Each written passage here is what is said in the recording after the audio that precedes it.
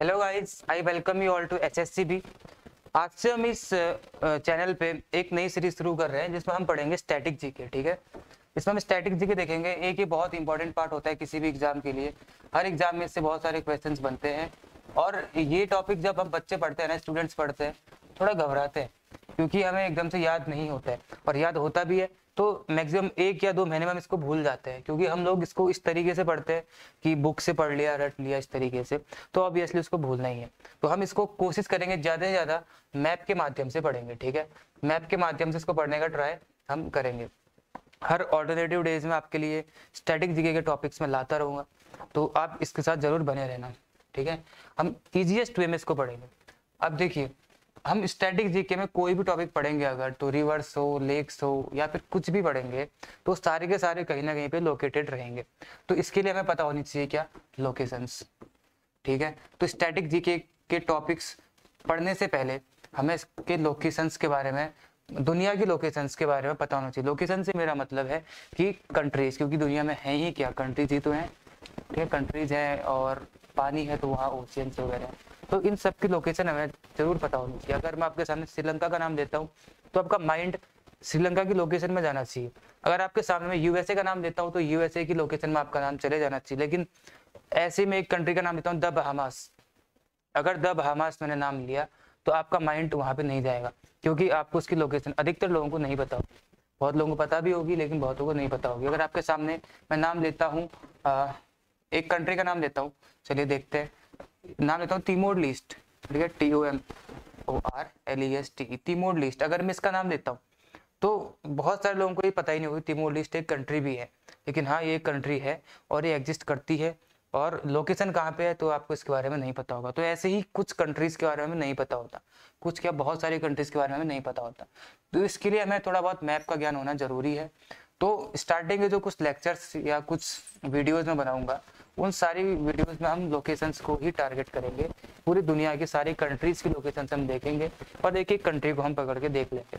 आपको इतना आइडिया जरूर लग जाएगा कि आपके सामने कोई भी नाम लिया जाएगा ना कंट्री का, आप बता देंगे कि हाँ ये country north east west south, south east south west कहाँ पे एग्जिस्ट करती है, आपके दिमाग में वो आ ही जाएगा। तो ठीक है, तो ज़्यादा टाइम वेस्ट नहीं करते हैं, सीधे मैं आपको बता ही चुका हूँ। मैं लोकेशंस आपको सबसे पहले क्लियर करना चाहता हूँ, तो कुछ वीडियोस में हम लोकेशंस ही पढ़ेंगे स्टार्टिंग की। तो इसके लिए मैं आपके सामने खोलूंगा मैप, और सबसे पहले मैप खोलूंगा किसका, वर्ल्ड का मैप खोलूंगा। ठीक है, तो वर्ल्ड का मैप मैं आपके सामने खोल रहा हूँ। तो आप एक चीज़ को ध्यान देंगे कि जब भी आपके सामने कोई मैप खुलेगा तो आपके दिमाग में क्या क्या चीज़ें उस मैप को देख करके आती हैं। ठीक है, वो चीज़ें आपको पता होनी चाहिए। ये मैप अगर आपके सामने खोलता हूँ तो मैप देखते ही आपके दिमाग में क्या क्या चीज़ें आ रही हैं। देखो, आज का जो लेक्चर रहेगा एक तरीके से इंट्रोडक्टरी है। इसमें हम बेसिक चीज़ें देखेंगे लोकेशंस के बारे में, थोड़ा बहुत जो आपने बचपन से पढ़ा ही होगा उसको मैं यहाँ पे आपको दिखाना शुरू कर दूंगा। ठीक है, तो इसमें हम वही चीज़ें देखेंगे। तो देखो, तो ये आपके सामने ने वर्ल्ड का मैप खोल दिया। इसमें आपको दो चीज़ें दिखाई दे रही है।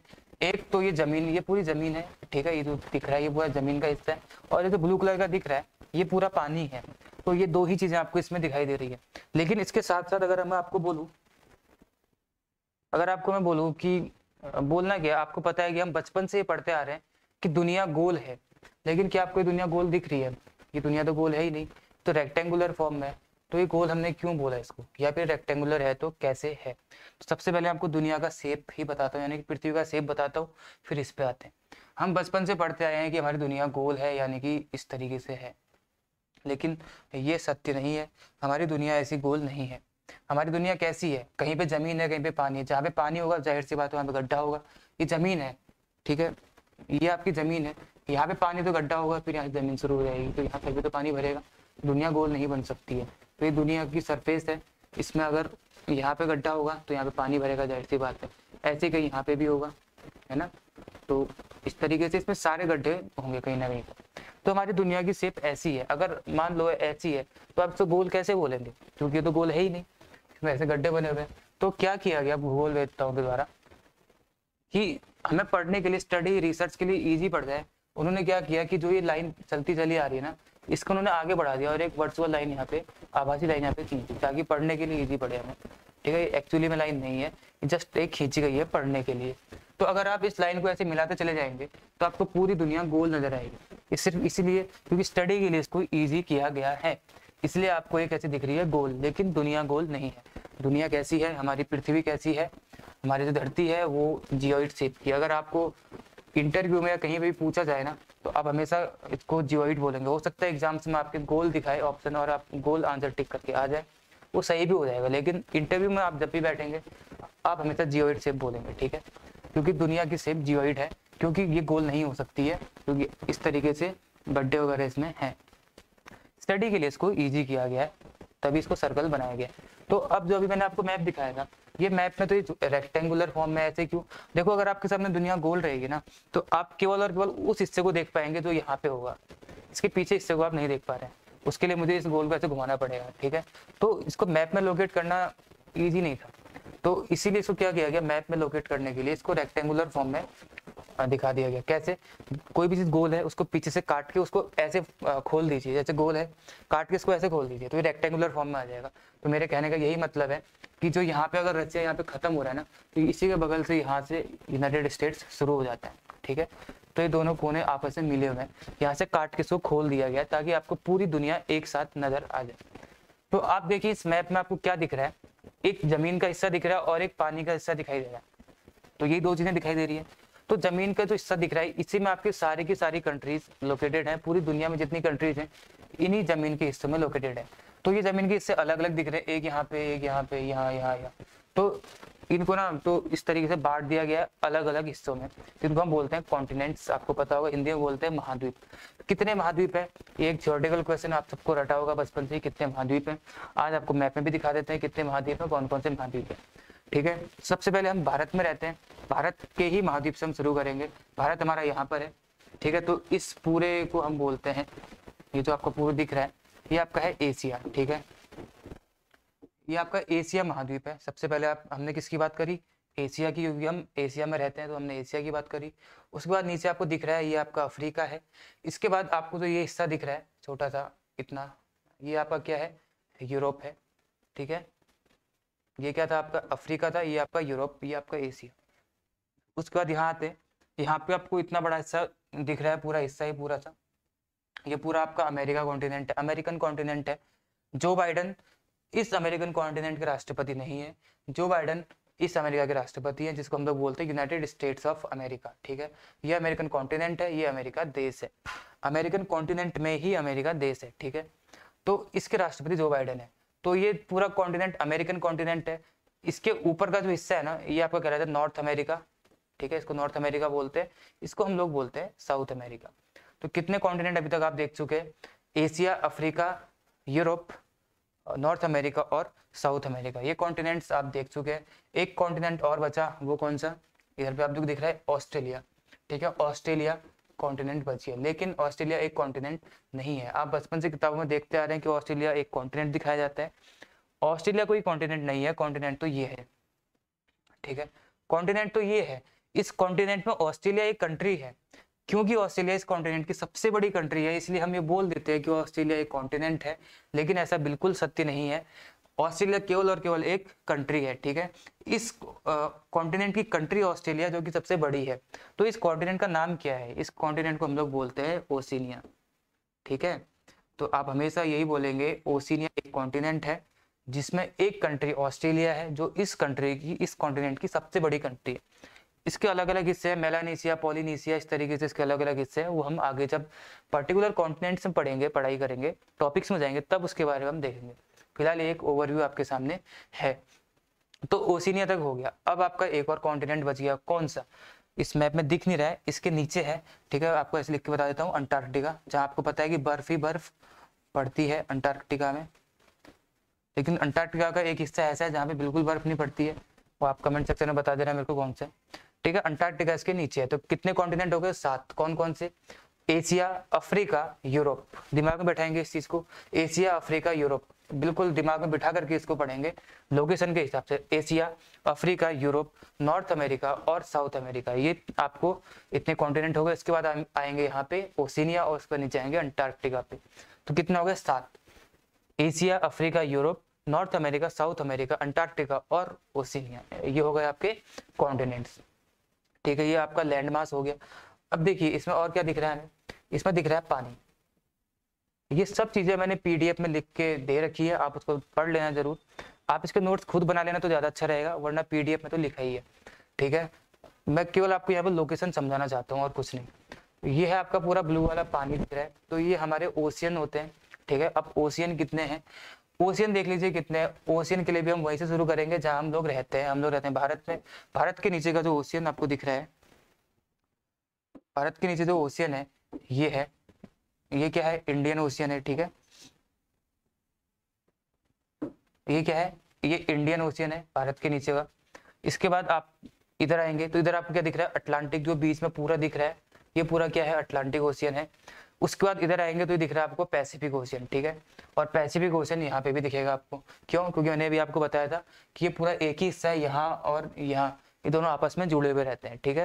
ये सर्कल ही है, इसको खोल दिया गया इस तरीके से। तो ये क्या हो गया, पैसिफिक, यही पैसिफिक यहाँ पे भी है। इंडियन ओशियन हो गया, अटलांटिक ओशियन हो चुका है। एक ओशियन ऊपर दिख रहा होगा आपको, ये पूरा जो ओशियन दिख रहा है इसको हम बोलते हैं आर्कटिक ओशियन, ठीक है। ये पूरा आर्कटिक ओशियन है ऊपर का।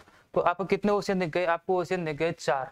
कौन कौन से देखे, पैसिफिक ओशियन दिखा आपको, इंडियन ओशियन दिखा आपको, अटलांटिक ओशियन दिखा, और एक दिखा आपको आर्कटिक ओशियन। लेकिन हम भूगोल में हमेशा पढ़ते आए हैं कि ओशियन हमारे 5 हैं। वो 5 कौन से ओशियन है, देखो यहाँ से गया ये पानी, गया नीचे ये पानी, यहाँ से भी पैसिफिक का पानी आया इस तरीके, ठीक है। तो नीचे भी एक आपको ओशन बनता हुआ दिखाई दे रहा है इस तरीके से, ठीक है। तो पढ़ाई में इजी हो, स्टडी करने के लिए इजी हो, इसको भी एक ओशन मान लिया गया और इसको हम बोलते हैं साउथ ओशियन, ठीक है। ये है साउथ ओशियन। तो मैं समझता हूँ कि आपको समझ आ रहा होगा। अंटार्कटिका के ऊपर और इन सब के नीचे साउथ ओशियन है, ठीक है। ये अलग से वैसा ओशियन नहीं है, इन्हीं से बनाया गया, इन्हीं के पानी से मिला करके इसको बना दिया गया। तो आपको ओशियन समझ में आ गई और आपको अंटार्कटिका कॉन्टिनेंट समझ में आ चुके हैं, ठीक है। कॉन्टिनेंट कितने थे, 7, ओशियंस कितने हैं, 5, ठीक है। आपको ये बात समझ में आ चुकी है। अब हम देखते हैं, आगे बढ़ते हैं। और इसमें क्या दिख रहा है आपको, कंट्रीज दिख रही है, ठीक है। ये सारी की सारी आपको कंट्रीज दिख रही है। तो इसको थोड़ा बड़ा कर लेते हैं। तो आपको इसमें और क्या दिख रहा है, ये सारी की सारी क्या है, कंट्रीज इसमें आपको नजर आ रही होंगी। तो अब हम देखते हैं कंट्रीज। देखिए आपके लिए बिल्कुल भी पॉसिबल नहीं है, क्योंकि देखिए इसमें छोटी कंट्रीज भी हैं, बड़ी कंट्रीज भी हैं। तो ये हमारे लिए बिल्कुल पॉसिबल नहीं है कि हम सारी कंट्रीज को याद कर सकें एरिया वाइज की, कौन बड़ी है कौन छोटी है, ये सारी याद करना हमारे बस की बात नहीं है। तो हम क्या कर सकते हैं, टॉप 10 पढ़ सकते हैं, टॉप 15 पढ़ सकते हैं, ऐसे कुछ। तो हम क्या पढ़ेंगे, टॉप 10, क्योंकि इससे ऊपर इससे नीचे कभी नहीं पूछी जाती है। तो टॉप 10 कंट्रीज हम देखते हैं जो एरिया वाइज लार्जेस्ट कंट्री है दुनिया में। कौन कौन सी है, देखो शुरू करते हैं। सबसे पहले अगर आप देखेंगे, सबसे बड़ा आपको रसिया दिख रहा है, ये आपकी पहले नंबर पे आती है रसिया। वो रसिया टॉप 1 में आती है, मतलब फर्स्ट नंबर पे आती है रसिया, लार्जेस्ट एरिया के मामले में पूरी दुनिया में। फर्स्ट नंबर पे रसिया आ जाता है। दूसरे नंबर पे आपका आता है कनाडा। इसको आप लोकेशन दिमाग में रखना। आप कंट्रीज के नाम भूल जाएं कोई बात नहीं, लेकिन आपको डायरेक्शन याद होनी चाहिए कि कहाँ पे कहाँ को जाना है। फर्स्ट नंबर वहां शुरू करना है, सेकंड यहाँ पे आना है, थर्ड यूनाइटेड स्टेट्स के नीचे पे है, ठीक है। यूनाइटेड स्टेट्स आ गया आप थर्ड। फोर्थ नंबर पे कौन सी कंट्री आती है, फोर्थ पे आता है हमारा चाइना, ठीक है। पहले आपका आ गया कौन सा, रसिया, फिर आ गया कनाडा, फिर यूएसए, फिर आपका आ गया चाइना। चाइना के बाद आपका आता है ब्राजील, आपको यहाँ दिख रहा होगा, ठीक है। ये आपका ब्राजील, ठीक है, ब्राजील आ गया। ब्राजील के बाद क्या आता है आपका, ब्राजील के बाद आता है आपका ऑस्ट्रेलिया, यहाँ पर आएगा 6ठे नंबर पे, ठीक है। 6ठे नंबर पे आता है ऑस्ट्रेलिया। उसके बाद 7वें नंबर पे आता है हमारा भारत, ठीक है। 7वें नंबर पे क्या आता है हमारा इंडिया। तो आपसे कभी पूछा जाए तो इंडिया कौन से नंबर पे आता है एरिया वाइज, तो 7वें नंबर पे इंडिया आता है। तो 7वें नंबर पे इंडिया आता है। उसके बाद 8वां नंबर किसका आएगा, 8वां नंबर आता है अर्जेंटीना का, आपको दिख रहा होगा यहाँ पे, या ये आपकी अर्जेंटीना। अर्जेंटीना अभी वो कंट्री है जिसको फीफा ने वर्ल्ड नंबर 1, इसमें जो मैन की फुटबॉल टीम है ना, तो नंबर 1 रैंकिंग पे आई है अर्जेंटीना। करंट अफेयर से क्वेश्चन है, अर्जेंटीना नंबर 1 पे है फीफा रैंकिंग में। तो बहरहाल अर्जेंटीना के बाद नवी कंट्री कौन सी है, कजाकिस्तान, आपको यहाँ पे दिख रही है। इसको कजाकिस्तान नहीं बोलना है, ये कजाकिस्तान ही कजाकिस्तान है, ठीक है। 9 के बाद 10वीं कंट्री कौन सी आती है, आपको यहाँ पे दिख रही होगी अल्जीरिया, ठीक है, अफ्रीका की कंट्री है। ये 10th नंबर की कंट्री है। तो ये 10 कंट्रीज है जो आपकी एरिया वाइज सबसे बड़ी कंट्री है दुनिया में। मैंने सारी पीडीएफ में लिखी हुई है, आप नोट भी कर सकते हैं और यहाँ पे लोकेशन इसकी देख सकते हैं। सबसे पहले आएगा आपका रसिया, फिर आएगा कनाडा, फिर आपका यूएसए आएगा। यूएसए के बाद आपका आता है चाइना। चाइना के बाद आपका आ जाएगा कौन सा, ब्राजील। ब्राजील के बाद आएगा ऑस्ट्रेलिया। ऑस्ट्रेलिया के बाद आपका आएगा इंडिया। इंडिया के बाद हम जाएंगे कहाँ पे, अर्जेंटीना में। अर्जेंटीना के बाद आपका कौन सा आएगा, कजाकिस्तान। उसके बाद आपका आएगा अल्जीरिया, ठीक है। ये टॉप 10 कंट्रीज हैं एरिया वाइज दुनिया की। समझ में आ गया? इस चीज को आप 2-3 बार इसको रिवाइंड करके देखो तो आपको बिल्कुल ये लोकेशन याद हो जाएंगी। तो ये सब कुछ तो हो गया इसके बारे में, ठीक है। इंडिया का आपको याद रखना है, इंडिया 7th नंबर पे आती है, और इंडिया 7th नंबर पे आती है और आता है। इसके साथ साथ एक चीज और याद रखना, इंडिया इस पूरे लैंड मास का केवल की 2.4% है, ठीक है। 2.4% हिस्सा इंडिया कवर करता है इस पूरे लैंड मास का, जो भी आपको दिख रहा है इसका 2.4% हिस्सा इंडिया कवर करता है। तो अगर 2.4% हिस्सा इंडिया कवर करता है तो इसका एरिया है कितना? इंडिया का एरिया आपको बता देता हूँ, यहीं पे लिख देता हूँ, ठीक है। इंडिया का एरिया कितना है? 3287,263 किलोमीटर स्क्वायर। ये इंडिया का एरिया। भारत का क्षेत्रफल कितना है? इतना है। आप इसको नोट कर लो, ये कहीं ना कहीं पे पूछ लिया जाता है और आपको पता भी होना चाहिए। इस नंबर को ऐसे याद रखो, 3287,263 किलोमीटर स्क्वायर।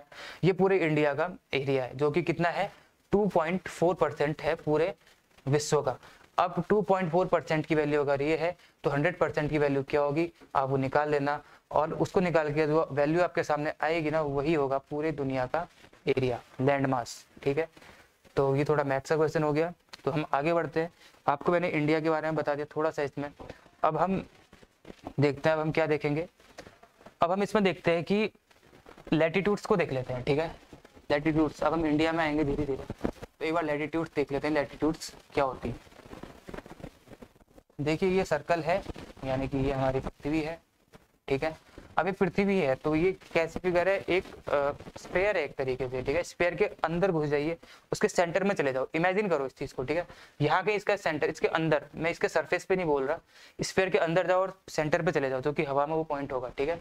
वो इसका केंद्र बिंदु हो जाएगा, ठीक है। अब देखो लैटिट्यूड्स के बारे में हम पढ़ रहे हैं, तो लैटिट्यूड्स पहली सबसे पहली बात, लैटिट्यूड्स जो होते हैं इमेजिनरी लाइंस होती हैं, जो हमने सरफेस पे खींची है, किसकी? पृथ्वी की सरफेस पे हमने खींची है, ठीक है। ये इमेजिनरी लाइंस है जो हमने पृथ्वी की सरफेस पे खींची, यानी कि यहाँ पे खींची, इस तरीके से हमने खींच ली, ठीक है। ये ऐसे गई और ऐसे पीछे से पलट के यहाँ पे वापस आ जाएगी, ठीक है। गोल करके खींची गई, इस तरीके से दिखाना पॉसिबल नहीं है। और ये पॉइंट आपको दिख रहा है, ये पॉइंट इस स्फीयर के अंदर हवा में बीच में, ठीक है। तो अगर आप पाएंगे, समझेंगे तो आप ये पाएंगे कि सेंटर से अगर इस लाइन की आप एंगल को मेजर करोगे ना तो 0 डिग्री होगा। क्यों? क्योंकि वही पॉइंट है और उसी पॉइंट के ऊपर से तो लाइन जा रही है ना। ये पॉइंट भले ही अंदर है लेकिन ऐसे सीधी रेखा में आएगा, ये पॉइंट होगा, ठीक है, और ये लाइन जा रही होगी तो ये क्या होगा? सीधी लाइन होगी और ये 0 डिग्री का एंगल इस पे बना रहा होगा, ठीक है। तो ये लाइन कौन सी होगी? 0 डिग्री की लाइन होगी, क्योंकि बिल्कुल सेंटर के उस पे ऊपर से जा रही है, ठीक है। ऐसे ही एक लाइन इसके ऊपर खींच लो, इस तरीके से चली जाएगी। ऐसे हमने बहुत सारी लाइनें इसमें खींची हुई हैं, ठीक है, जो तिरछी लाइनें खींची हुई, ऐसे ही नीचे की तरफ खींची गई हैं, इस तरीके से हम नीचे की तरफ की लाइनें खींची हुई हैं। तो ये लाइन कौन सी हो गई? ये हो गई आपकी 0 डिग्री, क्योंकि ये सेंटर के साथ 0 डिग्री का एंगल बना रही है। ऐसे हम ऊपर को जाएंगे तो 1 डिग्री, 2 डिग्री, 3 डिग्री, ऐसे चलते चलते हमारी एक यहाँ पे आती है कौन सी? 23.5 डिग्री आती है, ठीक है। चलते चलते ऊपर कौन सी आती है? यहाँ पे जो होता है, यहाँ पे क्या होता है? 90 डिग्री होता है, ठीक है। ये आप समझ रहे हैं। 0 डिग्री से शुरू किया, इस लाइन के साथ इस सेंटर का एंगल क्या बन रहा होगा? वो कुछ बन रहा होगा। इसके बाद इस लाइन पे जो बन रहा है 23.5 डिग्री बन रहा है। चलते चलते इस लाइन पे कितना बन रहा है? ये एंगल ये बन रहा है 90 डिग्री। तो इस तरीके से इसको मेजर किया जाता है। सेम चीज नीचे जा रही होगी, ऐसे 1 डिग्री 2 डिग्री करते करते यहाँ पे कहीं 23.5 डिग्री होगा। उसके बाद ये यहाँ पे क्या होगा? 90 डिग्री होगा नीचे की तरफ, ठीक है। तो ये जो लाइन है ना, ये लैटिट्यूड्स कहलाती है। तो इमेजिनरी लाइन होती है, इस पे खींची गई रहती है इस तरीके से। और इनके बीच का डिफरेंस, हर लाइन का डिफरेंस क्या है? 1 डिग्री होता है, यानी कि एक लाइन उसके ऊपर दूसरी लाइन तीसरी लाइन, तो इनके बीच का डिफरेंस क्या होगा? 1-1 डिग्री का होगा। तो 1-1 डिग्री का है और 90 डिग्री तक जा रखा है। टोटल लाइन्स कितनी होंगी? 90 लाइन्स होगी, क्योंकि 1-1 डिग्री के अंतर में बनाई गई है। 1-1 डिग्री के अंतर में होने के कारण यहाँ से लेकर यहाँ तक की लाइन्स कितनी होगी?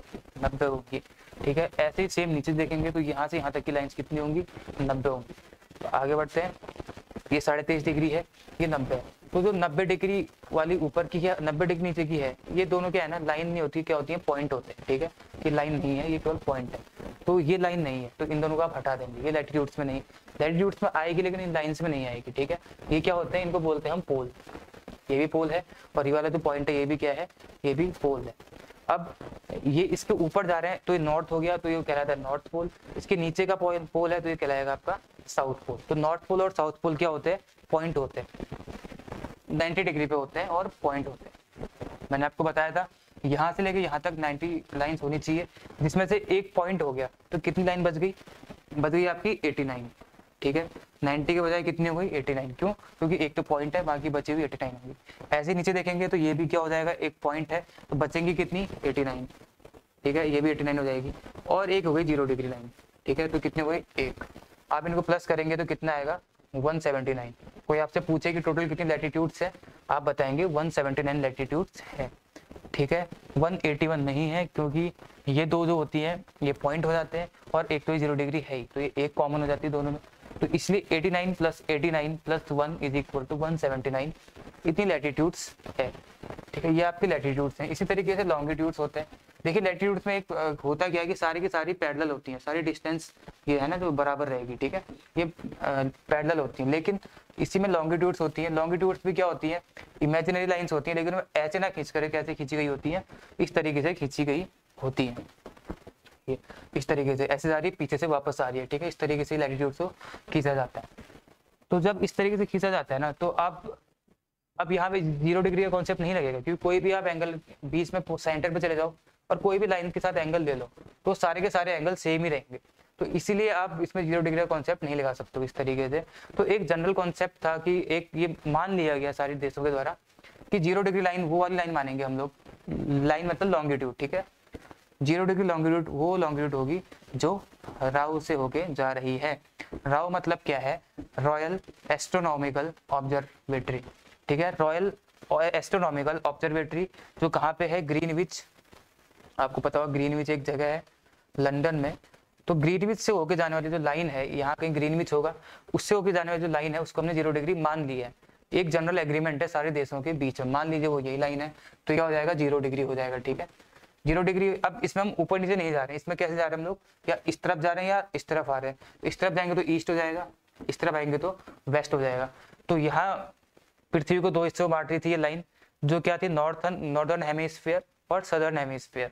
लेकिन यहाँ पे ईस्टर्न हेमिस्फीयर और वेस्टर्न हेमिस्फीयर हो जाएगा।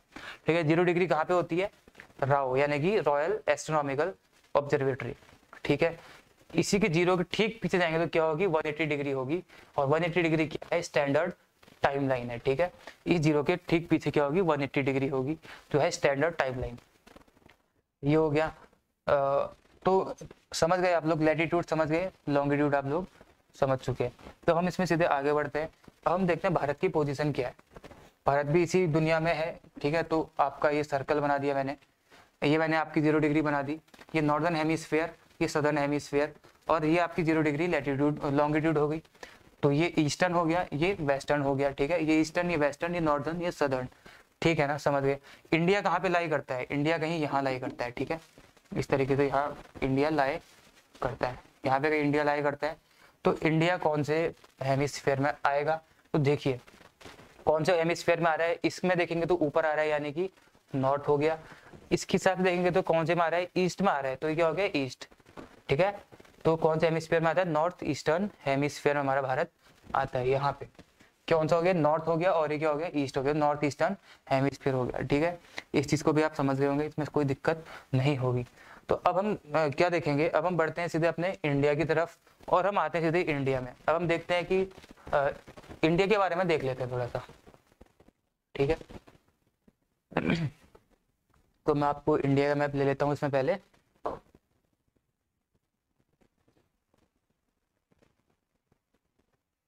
ये हमारा भारत, इसके बारे में थोड़ी चीजें देख लेते हैं, बाकी फिर अगले हम लोग वीडियो में इसके बारे में डिटेल सब कुछ देखेंगे। धीरे धीरे हम लोग सारे कंट्रीज पे आएंगे, इसकी चिंता आप मत करना।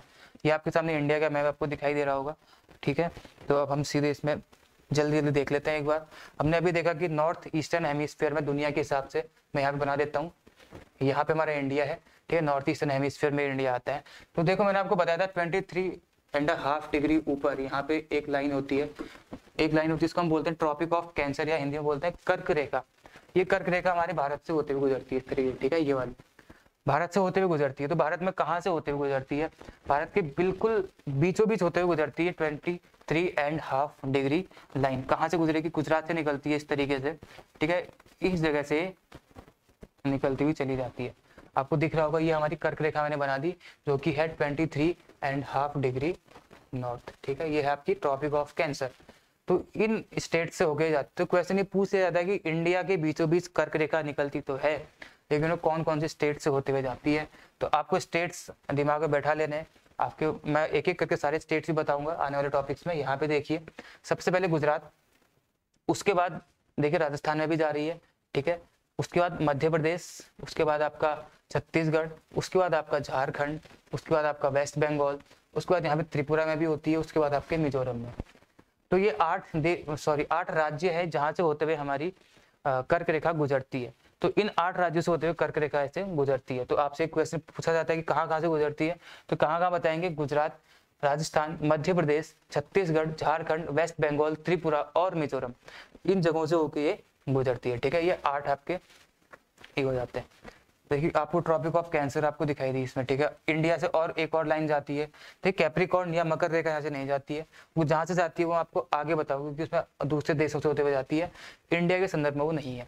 तो देखिए इंडिया में और दूसरी कौन सी लाइन एक और आती है, देखिए हमने देखा था एक टाइम इंटरनेशनल डेट लाइन देखी थी, जैसे हम टाइम डिसाइड करते हैं, तो एक डेट लाइन हमारी भी होनी चाहिए जिससे कि हम भारत का टाइम डिसाइड करेंगे। तो इसके लिए भी एक हमारी क्या था, स्टैंडर्ड डेट लाइन हमारी भी एक है, जिसको क्या कौन सी वाली मानी गई है, जो हमारे उत्तर प्रदेश से होते हुए जाती है, ठीक है। यहाँ से निकलती है, कहाँ गया ये आपका उत्तर प्रदेश, यहाँ से जाएगी इस तरीके से। ये आपकी स्टैंडर्ड डेट लाइन है इंडिया की, जिसके हिसाब से हम टाइम को इंडिया में जस्टिफाई करते हैं, इसी के हिसाब से टाइम देखा जाता है। क्योंकि हम देखें अगर सूरज यहाँ से निकलेगा तो कहीं पे पहले सूरज आएगा, कहीं पे बाद में सूरज आएगा, तो फिर टाइम का डिसाइड हम नहीं कर पाएंगे। तो हम मान लेते हैं कि यहाँ पे जो टाइम हो रहा होगा वो पूरे यहाँ पे जो टाइम हो रहा होगा वो पूरे इंडिया में टाइम हो रहा होगा, ठीक है। तो ये पूछ लिया जाता है कि इंडिया की जो स्टैंडर्ड टाइम लाइन है, डेट लाइन है इंडिया की, वो कौन कौन सी स्टेट से होकर निकलती है, ये आपसे पूछ लिया जाता है। तो ये 5 स्टेट से होकर निकलती है, आपको याद रखना है कौन कितने से, 5 स्टेट। अब ये 5 स्टेट्स कौन कौन से हैं, ये नेपाल हमारा स्टेट नहीं है, नेपाल तो दूसरी कंट्री है। सबसे पहले यूपी, फिर एमपी, फिर छत्तीसगढ़, उड़ीसा और आंध्र प्रदेश, ठीक है। आपको दिख रहा होगा यह है यूपी, इसके बाद एमपी, इसका छत्तीसगढ़, फिर उड़ीसा, फिर आंध्र प्रदेश। ये 5 राज्य है जहां से हमारी टाइम लाइन या डेट लाइन गुजरती है हमारे देश की। और ये लाइन कौन सी है, कौन सी डिग्री की लाइन है, ठीक है, एंगल पूछा जाता है। तो 82.5 82 डिग्री 30 मिनट, तो ये लाइन है, ये इसका मेजरमेंट है, ठीक है। 82 डिग्री 30 मिनट हमारी स्टैंडर्ड डेट लाइन या टाइम लाइन है, जो इन 5 राज्यों से होकर निकलती है, उत्तर प्रदेश, मध्य प्रदेश, छत्तीसगढ़, उड़ीसा और आंध्र प्रदेश, इन 5 से होकर के निकलती है, ठीक है। देखिए एक जनरल एग्रीमेंट या जनरल अंडरस्टैंडिंग है पूरे देशों के बीच में कि हर देश की अपनी अपनी ये लाइन होती है जिसके हिसाब से अपना टाइम डिसाइड करते हैं। तो हर किसी की अपनी अंडरस्टैंडिंग है कि वो लोग क्या करते हैं, 7 डिग्री 30 मिनट, इसके मल्टीपल में जितनी भी लाइन्स है ना, उन्हीं को वो अपना अपना स्टैंडर्ड टाइम मानते हैं। यानी कि हर देश की जो भी स्टैंडर्ड टाइम लाइन होगी या डेट लाइन होगी वो इसका मल्टीपल होगी। एक कोई इसके वजह कोई वैसा लॉजिक नहीं है, एक केवल और केवल एक जनरल एग्रीमेंट है सबके, मतलब एक समझदारी वाली बात है। तो आप अगर इससे इसको डिवाइड करेंगे ना, ये पूरी तरीके से डिवाइड हो जाएगा। आप इसको मैथ्स का सवाल है, आप क्वेश्चन सॉल्व कर लेना, ठीक है। तो इसीलिए हमने 82.5 को ले लिया, क्यों, क्योंकि ये 7.5 डिग्री के मल्टीपल में आता है एक जनरल एग्रीमेंट के द्वारा, ठीक है। तो ये 5 राज्यों से हमारी स्टैंडर्ड टाइमलाइन होकर के निकलती है। तो आपको ये समझ आ गया होगा मैं उम्मीद करता हूँ। इसके बाद अब हम क्या देखेंगे अब क्या रह गया इसमें देखने के लिए, हाँ एक चीज और देख लेते हैं इसमें हम लोग, ट्रॉपिक ऑफ कैंसर। और आपको ये लाइन समझ में आ गई ऐसी उम्मीद करता हूँ, नहीं आई है तो आप वापस देखना इसको। अब हम इसमें देख लेते हैं इंडिया के सबसे साइड में या कौन कौन से पॉइंट्स हैं इसके, देख लिए सबसे इधर मतलब eastern point, western point, northern point और सदर्न पॉइंट देख लेते हैं सबसे साइड में कौन कौन से आते हैं। सबसे ईस्टर्न स्टेट हमारा अरुणाचल प्रदेश है, तो यहीं पे एक पॉइंट, ये सब सॉरी ये वाला जो पॉइंट है ये हमारा सबसे ईस्टर्न मोस्ट पॉइंट है इंडिया का। और यहाँ पे गुजरात में आते हैं, ये कौन सा हो जाएगा, वेस्टर्न मोस्ट पॉइंट हो जाएगा। और ये ऊपर अगर हम देखें तो कश्मीर है, मतलब जम्मू कश्मीर है, यहाँ पे कौन सा जाएगा आपका नॉर्दर्न मोस्ट पॉइंट आ जाएगा। इसके बाद सबसे नीचे आप कन्याकुमारी में जाएंगे यहाँ पे, तो आपका सदर्न मोस्ट पॉइंट आ जाएगा। तो हमको यही बताना है कि ये कौन कौन से पॉइंट्स हैं, आपसे ये पूछ लिया जाता है क्वेश्चंस में कि ईस्टर्न मोस्ट पॉइंट कौन सा है। तो यहाँ पे है एक जगह है, यहाँ पे इसको हम लोग बोलते हैं क्या, किबिथु, ठीक है, KIBITHU। ये सारा मैंने लिखा हुआ है PDF में, आप नोट्स बनाते रहे। ये है अरुणाचल प्रदेश में, ये आपका ईस्टर्न मोस्ट पॉइंट है। गुजरात में आएंगे यहाँ पे तो आपका गुहार मोती, इस तरीके से नाम है यहाँ पे गुजरात में, गुहार मोती, जो आपका वेस्टर्न मोस्ट पॉइंट है। अगर आप ऊपर जाएंगे यहाँ पे तो यहाँ पे सियाचिन है। सियाचिन में आप देखेंगे तो यहाँ पे एक पॉइंट है जिसको हम बोलते हैं इंदिरा, इंदिरा कोल बोलते हैं। ये पॉइंट है, नॉर्दर्न मोस्ट पॉइंट है। पहले इसको जम्मू कश्मीर में गिना जाता था, जितनी पुरानी बुक्स होंगी उसमें सब लिखा होगा कि ये जम्मू कश्मीर में आता है, लेकिन अब ये लद्दाख में आता है। ठीक है, जम्मू कश्मीर यहाँ हो गया, लद्दाख यहाँ हो चुका है। तो अब इंदिरा कोल जो है ये सियाचिन में आता है, और सियाचिन कहाँ पे है, लद्दाख में। ठीक है, तो ये आपके तीन हो गए, सबसे ईस्टर्न मोस्ट किबुथु, वेस्टर्न मोस्ट गुहार मोती, ऊपर आ गया आपका इंदिरा कोल, और नीचे आएंगे अब जब हम, तो इसको ऊपर कर लेता हूँ एक बार। ठीक है, अब आप नीचे आओगे ना तो आपके दो तरीके के पॉइंट दिख सकते हैं। एक तो ये पॉइंट है यहाँ पे, ये क्या है, कन्याकुमारी है, जो तमिलनाडु में। ठीक है, आपने बचपन से पढ़ा है कन्याकुमारी हमारा सदर्न मोस्ट पॉइंट है, जो कि तमिलनाडु स्टेट में आता है। लेकिन ये हमारे भारत के जमीन वाले इलाके का, मतलब हमारा भारत इतना ही नहीं है, हमारा भारत यहाँ पे भी तो है, अंडमान निकोबार तो इंडिया का है ना। तो अंडमान निकोबार में जो सबसे, ये भी दो हिस्सों में बटा हुआ है, ऊपर का अंडमान है, नीचे का निकोबार है। निकोबार भी अलग अलग हिस्सों में, तीन हिस्सों में बटा रहता है। तो सबसे नीचे है ग्रेट निकोबार। ग्रेट निकोबार का सबसे नीचे वाला जो पॉइंट है, वो पॉइंट हमारा इंडिया का सदर्न मोस्ट पॉइंट। अगर हम पूरे इंडिया की बात करते हैं, अगर हम मेन लैंड की बात करेंगे तो कन्याकुमारी आएगा, लेकिन अगर हम पूरे इंडिया की बात करेंगे तो ग्रेट निकोबार का इंदिरा पॉइंट, ठीक है, इंदिरा पॉइंट ग्रेट निकोबार में आता है। ये हमारा सदर्न मोस्ट पॉइंट है, आपको याद रखना है। तो ये इजी हो जाएगा याद करने को, क्योंकि यहाँ भी इंदिरा, यहाँ भी इंदिरा। ठीक है, बस याद रखना है, वो कोल है और ये इंदिरा पॉइंट है। मेन लैंड में कौन सा आ जाता है, कन्याकुमारी आ जाता है। यहाँ देखेंगे तो यहाँ पे कौन सा है, ये है किबिथु, ठीक है, अरुणाचल प्रदेश। और अगर आप यहाँ देखेंगे तो कौन सा है, गुहार मोती। आपको ये चीजें याद रखनी है। ठीक है, इसके बाद हम बढ़ते हैं आगे, अगली चीज में देखते हैं। अब हम क्या देखेंगे इसमें, अब क्या देखें, हाँ एक चीज और देख लेते हैं, हमें इसमें दिखाई दे रही है। मैप खोलते ही मैंने आपको बताया था क्या क्या चीजें हमें दिखाई देती हैं, वही मैटर करता है। तो हमें उसमें और क्या दिख रहा है, ठीक है, इसमें और क्या दिखाई दे रहा है हमें, हम देखते हैं। देखो और क्या दिख रहा है इसमें हमें इसमें दिख रहा है कि हमारा देश कुछ देशों से बाउंड्रीज भी बनाता है, इंटरनेशनल बाउंड्रीज भी हमारा देश कुछ देशों से बनाता है। तो वो बाउंड्रीज किस किस से बनाता है हमें देखना है तो देखो ये बहुत ईजी है, हम मतलब सीधी सी बात है, हमें पड़ोसी देश देखने हैं अपने। ठीक है, पड़ोसी देश देखने, देखो एक यहाँ पे दिख नहीं रहा होगा आपको, यहाँ पे एक कंट्री है जिसको हम बोलते क्या है, मालदीव्स बोलते हैं।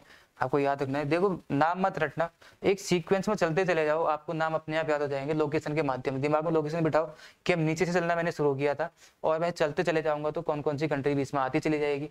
ऐसे मत बोलना कि चाइना, पाकिस्तान, श्रीलंका, म्यांमार, इस तरीके से नहीं बोलना है, इससे आप कहीं ना कहीं भूल जाएंगे, आपको पता भी नहीं चलेगा कि आप कहाँ पे भूल चुके हो। ठीक है, तो आपको याद कैसे करना है, एक सीक्वेंस में। सबसे पहले नीचे आएंगे मालदीव्स, ठीक है, यहाँ पे क्या है, मालदीव्स है। मालदीव्स के बाद यहाँ पे देखेंगे श्रीलंका है, ठीक है, मालदीव्स यहाँ पे आता है, जो दिख नहीं रहा है लेकिन यहाँ पे है श्रीलंका। उसके बाद आप आ जाओ इस तरफ से, यहाँ तो कोई देश है नहीं, यहाँ पे क्या है, हमारा पड़ोसी, इसका नाम आप जानते ही है। ठीक है, उसके बाद यहाँ पे क्या आता है, अफगानिस्तान आता है। ठीक है, मालदीव्स, श्रीलंका, पाकिस्तान, अफगानिस्तान। ठीक है, इसके बाद ये चाइना, चाइना के तिब्बत वाला हिस्सा है। ठीक है, ये पूरा चाइना ही तो है यहाँ पे। तो ये क्या हो जाएगा, चाइना, क्या आ गया, मालदीव्स, श्रीलंका, पाकिस्तान, अफगानिस्तान, चाइना। उसके बाद क्या आ गया, नेपाल आ गया। नेपाल के बाद क्या आ जाता है आपका, भूटान आ जाता है, फिर आता है आपका बांग्लादेश। ये देश आपके हमारे पड़ोसी देश हैं, लेकिन इसमें एक देश और छूट रहा है, वो देश कौन सा है, वो है म्यांमार। ठीक है, ये सारे देश हमारे पड़ोसी देश हैं। एक बार देखिए फिर से, इसको मैं कहूंगा कि आप सीक्वेंस में ही पढ़ना है, इसको रैंडमली मत पढ़ना कहीं से भी, सीक्वेंस में पढ़ोगे तो आपको याद रहेगा। म्यांमार, श्रीलंका, आंख बंद करके आप पढ़ सकते हो, म्यांमार, श्रीलंका, पाकिस्तान, अफगानिस्तान, चाइना, नेपाल, भूटान, बांग्लादेश, और यहाँ पे आ जाएगा म्यांमार, सॉरी यहाँ मैंने यहाँ पे मालदीव्स है। ठीक है, यहाँ पे मालदीव्स या मालदीव्स, श्रीलंका, पाकिस्तान, अफगानिस्तान, चाइना, नेपाल, भूटान, बांग्लादेश और म्यांमार, ये सारे के सारे हमारे पड़ोसी देश हैं। ठीक है, तो हमने पड़ोसी देश भी देख लिए। तो पड़ोसी देशों की जब हमने बात करी ही है तो हम इसमें एक चीज और देख लेते हैं कि सबसे लंबी बाउंड्री हमारा देश कौन से पड़ोसी देश के साथ बनाता है। भारत सबसे लंबी बाउंड्री किस देश के साथ बनाता है, वो बनाता है इस देश के साथ, जो कि है बांग्लादेश। और बांग्लादेश को आज़ाद किसने कराया था, भारत ने कराया था, 1972 में कराया था। और इसके अभी कितने साल पूरे होने वाले हैं, 50 साल पूरे होने वाले हैं, दिसंबर में पूरे हो जाएंगे। तो ये है, ठीक है, बांग्लादेश ये है बांग्लादेश। सबसे लंबी बाउंड्री बांग्लादेश की लगती है इंडिया के साथ, क्योंकि इस तरीके से पूरा बांग्लादेश घेर लेता है। ठीक है, कितनी है ये बाउंड्री? ये है 4096, लगभग 5000 किलोमीटर है। आप ऐसे याद कर लो, लगभग 5000 किलोमीटर, लेकिन है 4096। ठीक है, इतनी है 96। वैसे 0.7 है, लेकिन आप 4096 याद रखो, लगभग आप अप्रोक्सीमेट में 5000 बोल सकते हो। उसके बाद सबसे छोटी बाउंड्री किसके साथ लगती है, तो आपको देख के मालूम चल जाएगी, अफगानिस्तान। यहाँ पे अफगानिस्तान छोटा सा लगता है हमारा। ठीक है, ये अफगानिस्तान है, और ये अफगानिस्तान भी वो है जो LOC में आता है। ये जो लद्दाख है ना, ये LOC में आता है, तो LOC वाले में लगती है, डायरेक्ट नहीं लगती इंडिया की बाउंड्री। LOC जो कि इस समय पे सॉरी LOC बोल दिया, POK। ठीक है, पाकिस्तान ऑक्यूपाइड कश्मीर, कि पाकिस्तान ने ऑक्यूपाई किया हुआ है, यहाँ पे लगती है। क्योंकि हम भारतवासी हैं तो हम बोलेंगे कि POK हमारा है, और इसलिए अफगानिस्तान हमसे बाउंड्री टच करता है। और सबसे छोटी बाउंड्री हमारे साथ ये टच करता है। कौन करता है सबसे छोटी बाउंड्री हमारे साथ टच? क्या बोलते हैं इसका नाम? अफगानिस्तान। ठीक है, तो ये चीजें आपको मैंने इसमें बताई। 4096 किलोमीटर यहाँ पे हो गया। हाँ, ये कितनी बाउंड्री है? ये बहुत छोटी सी है, ज्यादा नहीं है। ये कितनी है आपकी? 207 किलोमीटर। ठीक है, 207 किलोमीटर की बाउंड्री टच करता है इंडिया के साथ। तो ये सब चीजें थी आज के इस लेक्चर में जो मैंने आपको बताई। ठीक है, इसमें अगर आपको कुछ और दिख रहा है, मुझे शायद और इसमें कुछ दिख नहीं रहा है कि जो मैं आपको बता सकूं इसमें। हाँ, एक चीज और बता देता हूँ आपको इसमें कि, हाँ चलो इसको देख ही लेते हैं, एक लास्ट चीज देख लेते हैं, उसके बाद आज का लेक्चर हम खत्म करेंगे। परसों से हम छोटे छोटे लेक्चर रखेंगे, और वो सारे हम पर्टिकुलर टॉपिक लेके चलेंगे, जो कि आपको इंटरेस्टिंग भी होगा, और आपको मैप के माध्यम से मैं वो बताना शुरू करूंगा, और आपको काफी इजी रहेगा पढ़ने के लिए। ये सिर्फ और सिर्फ एक इंट्रोडक्टरी लेक्चर था। ये है एक लाइन जो बाउंड्री बनाती है भारत और पाकिस्तान के बीच। इस लाइन को हम बोलते हैं क्या? Red Cliff line. ठीक है, ये कौन सी लाइन है?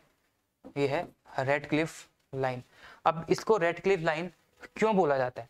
ठीक है, इसको रेड क्लिफ लाइन क्यों बोलते हैं? इसको रेड क्लिफ लाइन इसीलिए बोलते हैं क्योंकि जो हमारे 1947 में भारत पाकिस्तान का बंटवारा होना था, उसका जो ड्राफ्ट बनाया था ना, वो साइरिल रेडक्लिफ ने बनाया था। साइरिल रेडक्लिफ, इस व्यक्ति के द्वारा इस ड्राफ्ट को बनाया गया था, इसी के द्वारा इसको बांटा गया था। तो इसलिए इस लाइन का नाम रेड क्लिफ लाइन बोला जाता है। अब उसके बाद भारत चाइना आ जाते हैं। ये है भारत चाइना की बाउंड्री। ठीक है, ये वाली जो बाउंड्री है, ये है भारत और चाइना की बाउंड्री। इस बाउंड्री को हम लोग क्या बोलते हैं? आपने सुना होगा कि इसको मैकमोहन बोला जाता है, लेकिन ये मैकमोहन नहीं है, ये मैकमोहन है। ठीक है, हमेशा याद रखना, ये मैकमोहन नहीं है, ये मैकमोहन है। ठीक है, ये भारत और चाइना के बीच में ये बाउंड्री आ जाती है। पाकिस्तान इंडिया के बीच में कौन सी आती है? रेड क्लिफ लाइन आती है। इंडिया अफगानिस्तान, यहाँ पे छोटी सी जो बाउंड्री बन रही है, इसको हम बोलते हैं ड्यूरेंट। ठीक है, ये आपकी है ड्यूरेंट लाइन हो जाती है। ये बनती है आपकी इंडिया और अफगानिस्तान के बीच में बन जाती है। चाइना और इंडिया के बीच में बनती है आपकी मैकमोहन लाइन, और रेड क्लिफ लाइन आपकी बनती है इंडिया और पाकिस्तान के बीच में। और एक देश हमारा ये है इंडिया और क्या बोलते हैं, श्रीलंका।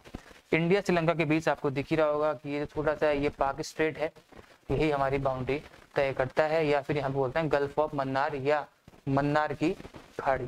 ठीक है, मन्नार की खाड़ी या पाक स्ट्रेट, मन्नार की खाड़ी।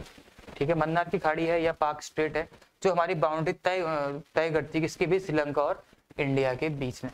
तो ये सब चीजें थी जो आज की एक तरीके से इंट्रोडक्टरी लेक्चर था ये। ठीक है, ये हमने वो चीजें देखी जो मैप खोलते ही हमें पता होनी चाहिए, ये किसी बुक से नहीं, हमें ऐसे मालूम होनी चाहिए कि हाँ ये चीजें हमारे इंडिया में या हमारे दुनिया में हो सकती हैं। ऐसे ही और इंटरेस्टिंग टॉपिक्स मैं आपके सामने लेके आता रहूंगा।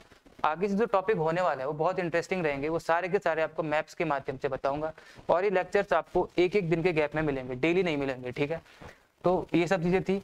तो अब मैं कल से सोच रहा हूँ कि मैं शायद एक सब्जेक्ट लेकर के भी शुरू करूंगा, आपको कोई सब्जेक्ट पकड़ के उसकी इंपॉर्टेंट चीजें आपको बताऊंगा। ठीक है, जो एग्जाम्स के लिए इंपॉर्टेंट हो सकती है। मोस्ट प्रोबेबली मैं आपको शायद इकोनॉमिक्स बताऊं। ठीक है, इकोनॉमिक्स में शायद आपको बताऊंगा, जिसमें मुझे लगेगा कि ये इंपॉर्टेंट चीजें हैं, आपके एग्जाम्स के लिए रिलेटेड है, तो हम वो पढ़ लेंगे। ठीक है, फिलहाल के लिए इस आज के लेक्चर में इतना ही। बने रहने के लिए अभी तक थैंक यू, और ऑल द बेस्ट आपको आपके अपकमिंग एग्जाम्स के लिए। फिर मिलते हैं इस लेक्चर में ऐसे इंटरेस्टिंग टॉपिक्स के साथ 2 दिन बाद, परसों को। Thank you.